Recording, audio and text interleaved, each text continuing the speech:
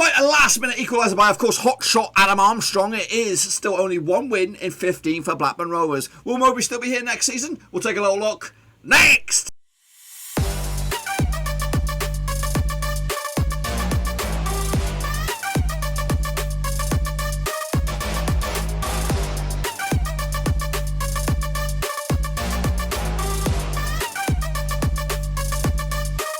That's right, folks, back once again with another match review. This time looking back at Blackburn Rovers 2-2 draw against Cardiff in Wales, and we'll get to that in just 1 second. If you're new to the channel, stop what you're doing, swallow what you're doing, smash your subscribe to get my update. All things Blackburn Rovers related, championship related, football related. We're going to know here, boys. Under one Ruski, that's right. Adam Armstrong's 2 goals today saved our blushes once again.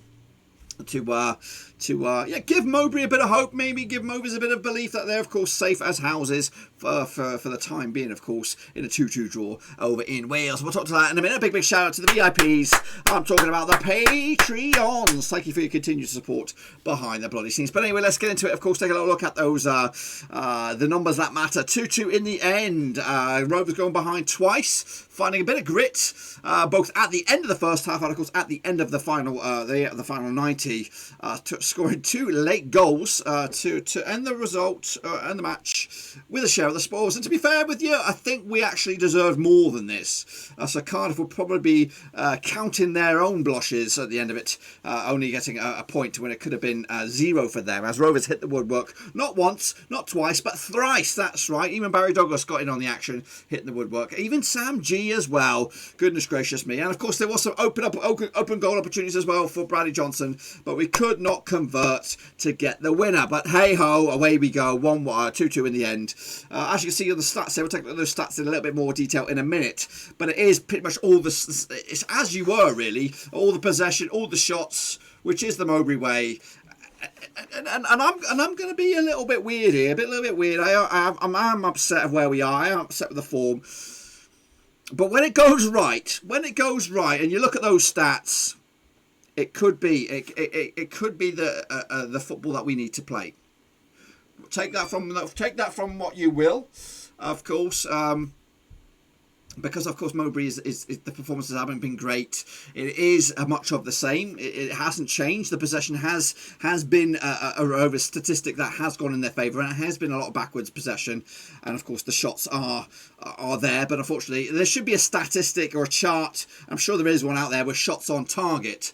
And I think despite us being one of the leaders in the amount of shots per game, on average, our shots on target is probably pretty low. As you can see from this, just one of our 4 shots, or one of every 4 shots was on target, compared to Cardiff's 50%. Every other shot was on target for them. And of course, they were more clinical. Clinicality is the answer, or the key to success for Cardiff. As for Rovers, it's just get as many shots as you get, and it's beggars belief, to be fair, because I think we still take far too many touches. We take far too many touches, and I think our shots per game could be much more than that if we decide to stop doing the pitty-patty, tippy-tappy football when, of course, we're chasing the game. Fortunately for us, it landed on the right side for Mowbray, and it landed on the right side for Rovers as we took a share of the spoils. But ultimately, it's frustrating. We were losing the game after 70 minutes through Joe Rolls, of course, but the urgency was still not there. Mowbray did do a bit of a last gasp wild one by throwing 5 substitutions on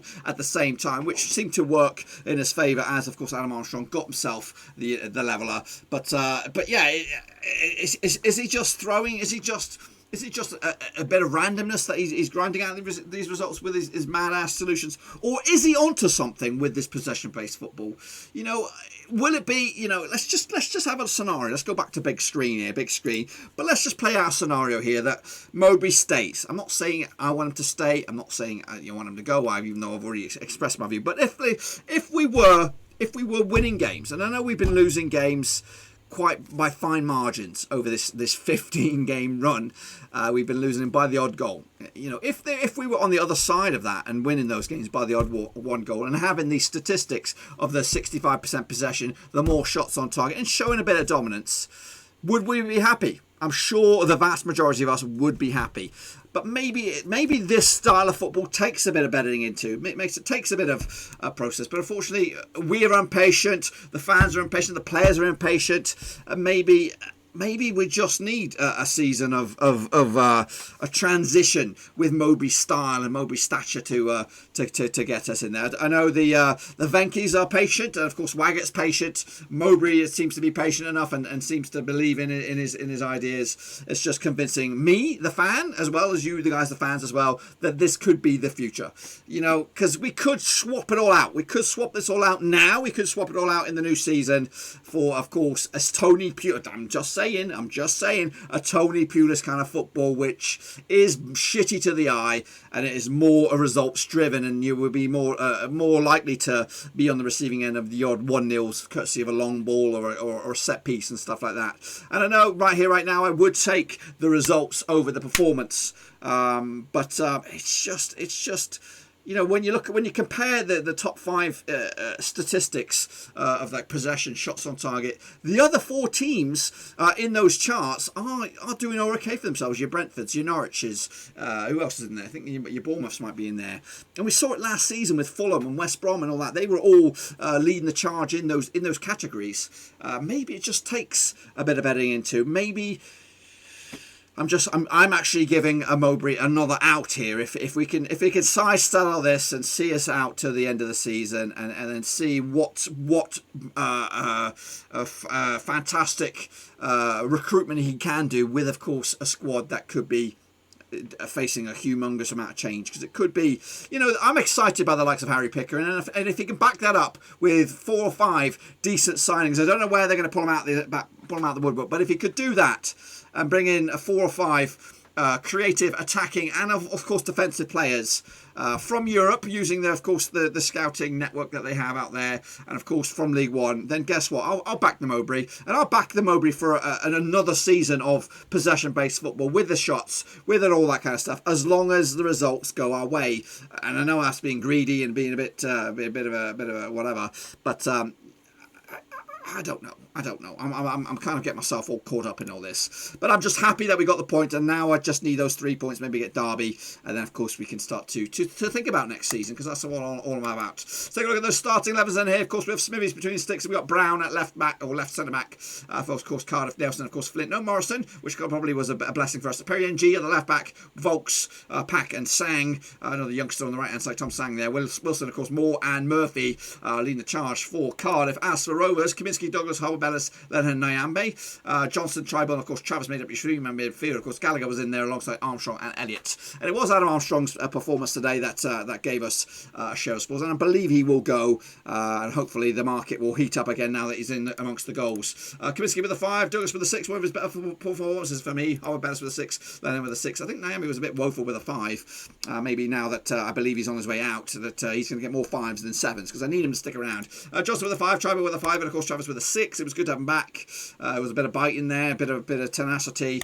Gallagher with a 6, he had a couple of opportunities, and maybe a bit harsh on him with a 6. Armstrong with an 8, and Elliott with a 7. I think he got the assist, at least for one of the goals, if not both of them, I don't know.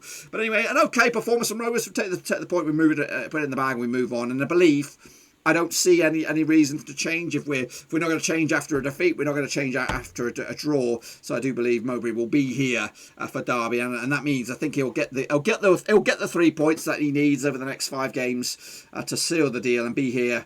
Will be in the consideration at the end of the season. To be fair, I think if we stay in the division, I don't see him going anywhere. I don't see him going anywhere. And with that mentality, I'm not going to start. I'm going back to big screen again. I'm just on a bit of a tangent here. So if, because I think we all would like a change. We would all like a change. The only thing is Mowbray he won't walk. If he stays in the division, he ain't walking. The Venkies ain't going to sack him, because I think he's a cheap option compared to what else is out there. And to be fair, I would reset the clocks, reset the blocks with, of course, Mowbray. I would start the new season with a positive head on, and of course I back him all the way, and have to back him. And of course I back whoever's in the hot seat, unless it's some, if Owen Cole comes back or Steve Keane. I can't back that Tross. Those were the 2 appointments that made me sick the most.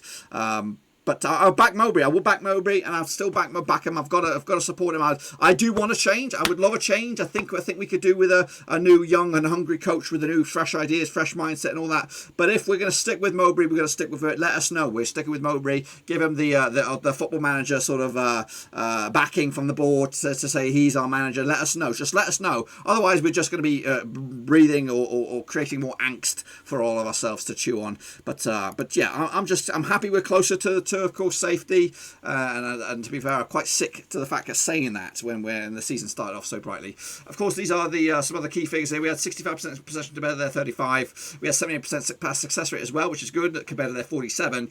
We had more dribbles than they did. They did win the aerial duels, and guess what? They did have a whole lot of set pieces. Again, 20 shots to their 12. As for shots on target, Rovers did have 5 on target. It says they had 6 on their 12. We had the woodwork 3 times. Of course, 10 shots off target, which of course the consistency is not good. Cardiff tried to do a long range special, but of course Kaminsky was on his tippy toes to deny them of course a bit of a leveler, as of course Adam Armstrong's goal keeps on getting played repeat after repeat from that long range spectacular this time last season. Of course, it's the heat map, man. As you can see, Cardiff were very sporadic and not really in amongst it. As for Rovers, a lot of the ball, a lot of the game, 699 touches to their 421. So we wanted the game, we wanted the ball, and again it did show that the players were full on for Mowbray today. They did. They dug him out of the hole. They dug him out of the hole. The 5 substitutions, of course, were, I'm sure, part and parcel of getting the points in that one. But I am seeing, I'm starting to see players in different lights now, and I'm not in a good way. For example, Holtby's starting to wind me up a little bit. Downing, I'm done with. If we were never going to play him like we did play him last season, then I probably wouldn't have offered him a deal. Johnson as well. I probably think to be fair, I think we do need a bit of a clean out. If we're not going to redo these players, renew them, especially the older veterans. I know we need some experience in this team to kick us forward, but some of them, I think it's if the fight's not there now, we don't want it next season when it's a clean slate. So I would make some drastic changes amongst all that. Anyway, that's a little bit what I had to say. What about the gaffer? What did he have to say after the match? Here he is. Tony, what do you think? I think it would have been harsh on us not coming away with anything. I think, we seemed to be peppering their woodwork most of the day. I think we had 20 shots. I saw it. Probably should have scored more goals. I mean, we could have scored in the first minute. Adam looked to me, had a pretty open chance, and he put it past the post in the first minute. He scored his 2 goals, so you've got to say well done. But Gallagher threatened the goal today as well, and yeah, it's one of them days, a really frustrating day, because the goals that we lost were really avoidable, and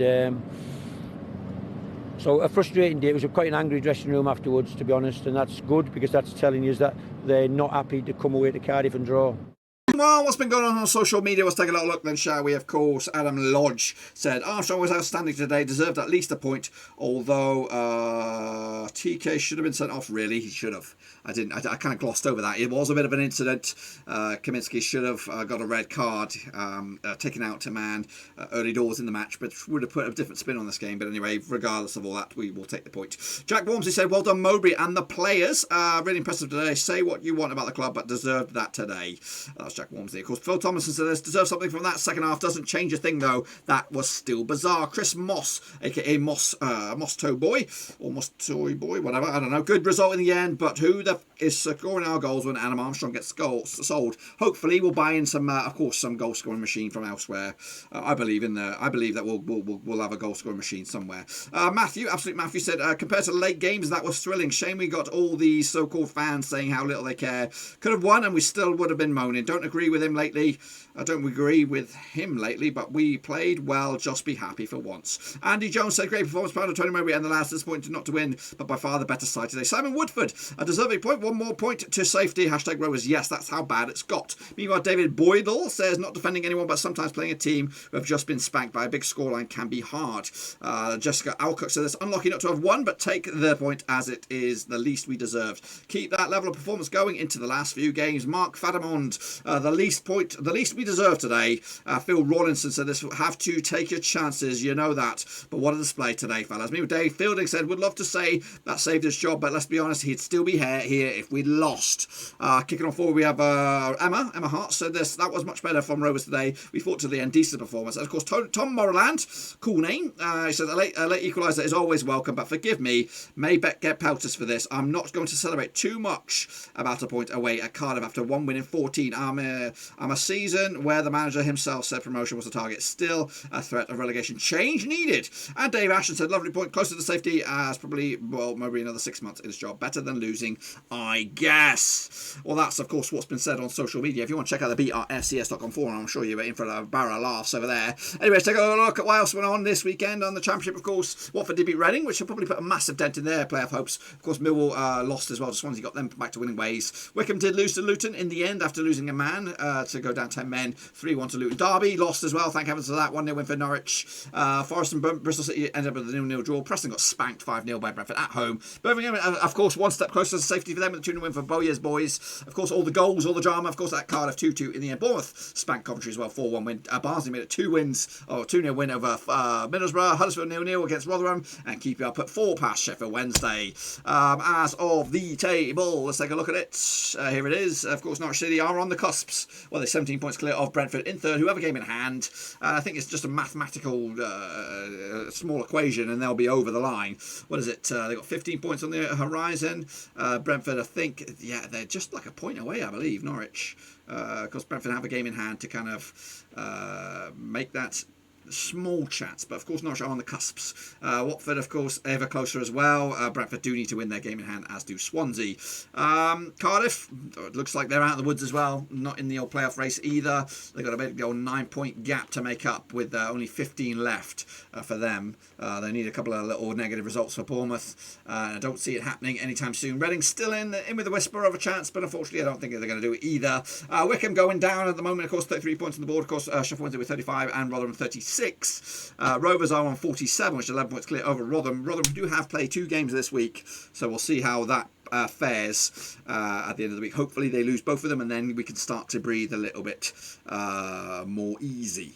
But still got a lot of work to do for Rovers, and we'll see how that pans out in the end. Let's take a look at those games that are coming up right around the corner. Here we go. Of course, midweek, Sheffield Wednesday against Swansea. We're hoping for a Swansea win. Rotherham against QPR. Believe it or not, looking for a QPR win.